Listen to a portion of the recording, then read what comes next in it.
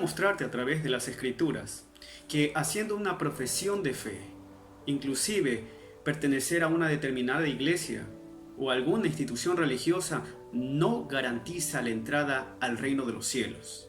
Jesús nos ilustra ya en Mateo capítulo 25 cómo será el reino de los cielos en los últimos tiempos. Él hace una comparación y dice así: entonces el reino de los cielos será semejante a 10 vírgenes que tomando sus lámparas salieron a recibir al esposo.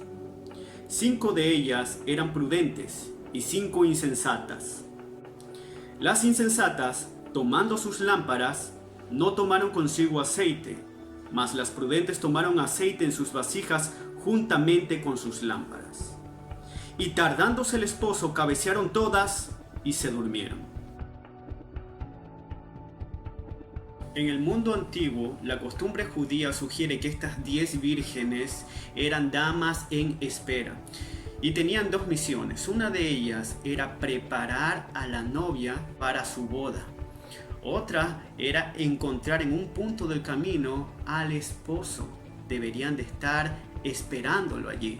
Cuando el esposo llegara, entonces ellas se reunirían con él y alumbraban con sus lámparas el camino del esposo. Por cierto que las lámparas que estas personas tenían realmente no alumbraban demasiado. Eran lámparas pequeñas que cabían dentro de una sola mano. Si quisieran verdaderamente alumbrar al esposo, utilizarían antorchas. Pero lo cierto es que de esa manera se celebraba esta costumbre judía. La Biblia hace una clara distinción entre las vírgenes: 5 de ellas prudentes y 5 insensatas. Usted reconocerá que toda persona imprudente obra de acuerdo a lo que su insensatez le dicte, como por ejemplo no abastecerse de aceite para sus propias lámparas. Ellas tuvieron el ejemplo de las que sí lo hicieron, pero no le dieron la debida importancia. Ahora, la manera como las vírgenes estaban preparadas, vestidas y con las lámparas en sus manos, cualquiera que las viere, dirían: estas forman parte de algo especial. Verá, usted y yo quizás podemos exteriorizar al mundo y sentirnos hijos de Dios. Ahora muchos se dicen ser hijos de Dios independientemente de la religión que profesen. Usted puede asistir a una iglesia, ser miembros inclusive de una congregación cristiana, pero eso no te garantiza el ser hijos de Dios.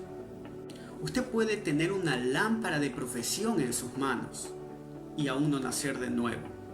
Eso es como no tener a Dios.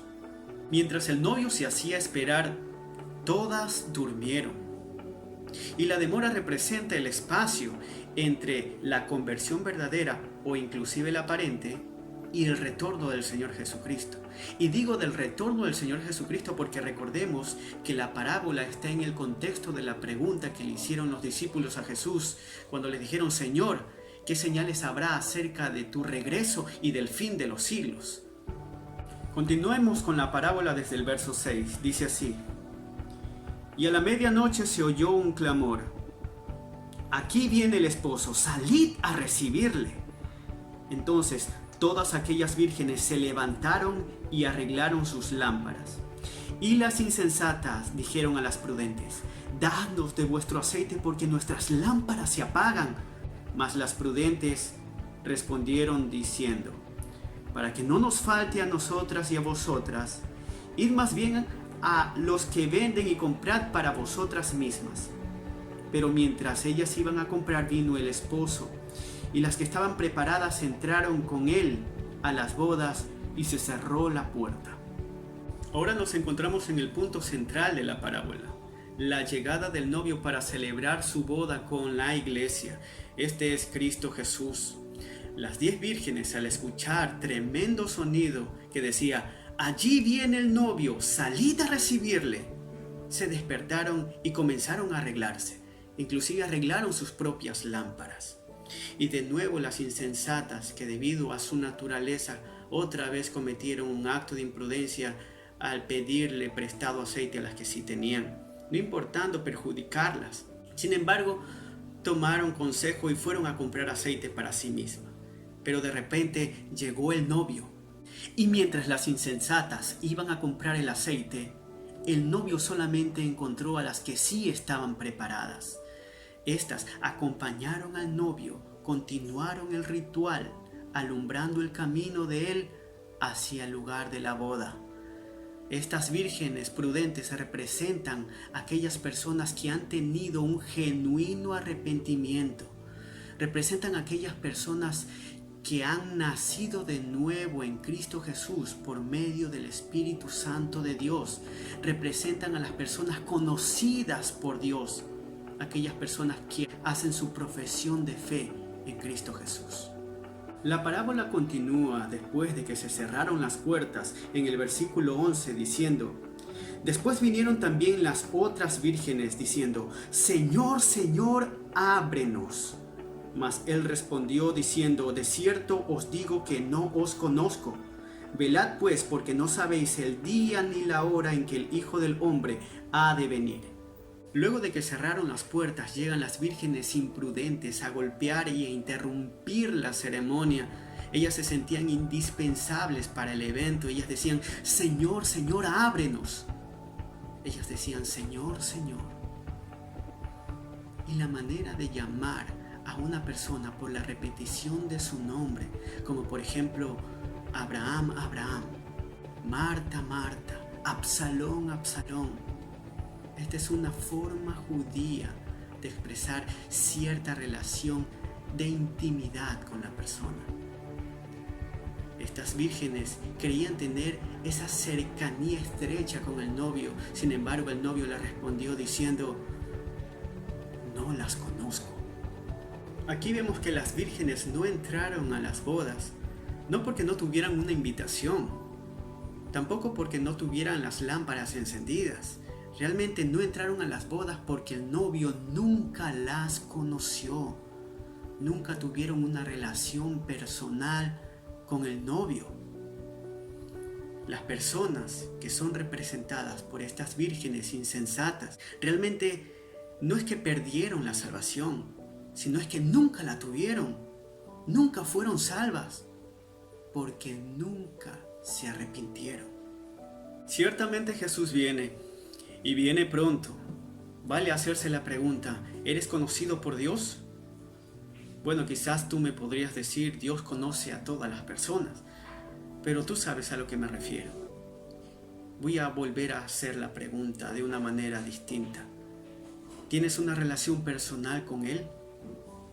¿Realmente Dios te reconoce como su hijo? En ese momento no le dirás: Señor, yo soy de tal o cual religión, yo hice esto o lo otro. Mateo capítulo 7, del 21 al 23 dice: no todo el que me dice Señor, Señor entrará en el reino de los cielos, sino el que hace la voluntad de mi Padre que está en los cielos. Muchos me dirán en aquel día: Señor, Señor, ¿no profetizamos en tu nombre? ¿Y en tu nombre echamos fuera demonios? ¿Y en tu nombre hicimos muchos milagros? Entonces les declararé: nunca os conocí. Apartaos de mí, hacedores de maldad. Solo el Espíritu Santo garantiza a la persona que es hijo de Dios. Romanos 8:16 dice así: y el Espíritu mismo da testimonio a nuestro espíritu que somos hijos de Dios. Y es que la única manera de ser aceptos ante Dios es a través de Cristo Jesús. Juan 1:12 dice: mas a todos los que le recibieron, a los que creen en su nombre, les dio potestad de ser hechos hijos de Dios. Querido amigo, querida amiga, quizás no entiendas la gravedad de la situación, que la Biblia enseña que todos hemos pecado. Y a causa del pecado, el mundo entero está respirando la ira de Dios para cuando Él regrese, a menos que reciba salvación a través de Cristo Jesús. Si no eres hijo de Dios, todavía hay tiempo. Puedes arrepentirte de tus pecados, pedirle perdón a Dios. Él está dispuesto a perdonarte, aún Él tiene misericordia. Ponte a cuentas con Él.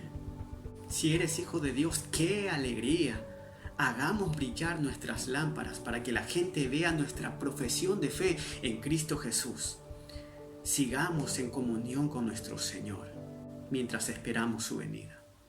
Que Dios te continúe bendiciendo.